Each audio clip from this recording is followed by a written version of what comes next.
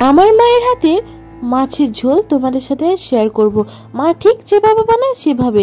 মায়ের হাতের সব থেকে ভালো নাকি মাছের ঝোলটাই হয়, সেটা সবাই যেমন মানে আমিও মানি। তো তার জন্য এখানে মাছের মধ্যে নুন হলুদ মাখিয়ে রেখে নিল। যে কোনো মাছে এইভাবে বানাতে পারো। তো মা মাছের ঝোলটা ভীষণ ভালো বানায়।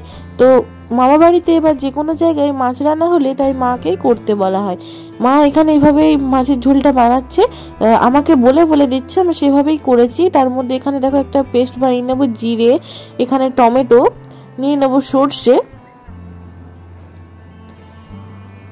এখানে আবার দিয়ে দেবো আমরা সাদা সর্ষে আর কালো সর্ষে দুটোই দিলাম, সমান সমান কোয়ান্টিটি দিয়ে বেটে নেব। তারপর এখানে দেখো কড়াইয়ে দিয়ে দেবো সর্ষের তেল। সর্ষের তেল গরম হলে এর মধ্যে মাছগুলো আমরা একে একে দিয়ে দেব। আমার ভিডিও ভালো লেগে থাকলে চ্যানেলটাকে সাবস্ক্রাইব করতে ভুলবে না, বন্ধুদের সাথে শেয়ার করতে ভুলবে না, আর হ্যাঁ, ভিডিওটা লাইক করে যেও। মাছগুলোকে এপিট ওপিট করে ভালোভাবে ভেজে নেব। এক পিঠটা লাল করে ভেজে নেওয়ার পর আরেক পিঠটাও আমরা ভেজে নেব। মা জানো তো মাছ রান্না করতে মাংসের থেকেও বেশ ভালো পারে। মায়ের হাতে তো সব রান্নাই ভালোই হয়ে থাকে, সে আর বলে বোঝানোর নয়, তবে মাছ রান্নাটা একটু অসম্ভব সুন্দর হয়ে ওঠে। যাই হোক, তো মাছগুলোকে এইভাবেই মা যেমনভাবে করে ঠিক তেমনভাবেই মাকে আজ বলেছিলাম রেসিপিটা বলো, আমি ঠিক সেইভাবেই বানাবো।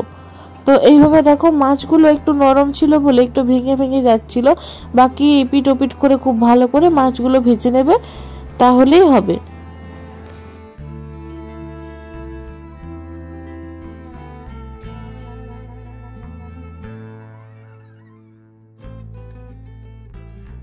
দেখো মাছগুলো ভাজা হয়ে গেছে, এবার তেল থেকে তুলে রেখে দেব।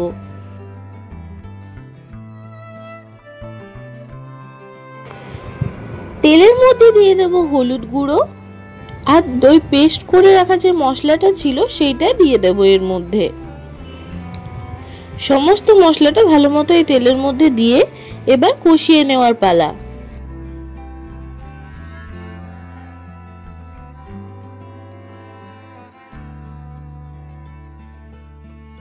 বেশ কিছুক্ষণ কষিয়ে এর মধ্যে দিয়ে দেব কাশ্মীরি লঙ্কার গুঁড়ো, স্বাদ মতো নুন,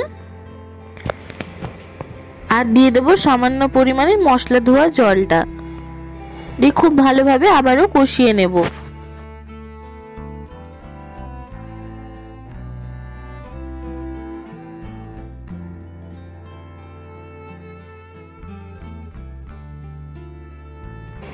মশলা কষানো হয়ে যাওয়ার পর এর মধ্যে অ্যাড করে দেব পোস্ত বাটা, আবার একটু নাড়াচাড়া করে নেব।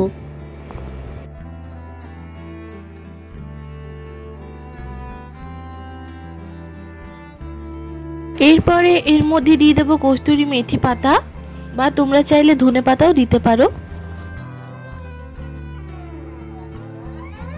এর মধ্যে যেমন ঝোল পছন্দ সেই পরিমাণ জল এর মধ্যে দিয়ে দেব, এবং ভালো করে এটা ফুটে উঠলে তবেই এটা মাছগুলো এর মধ্যে দেব।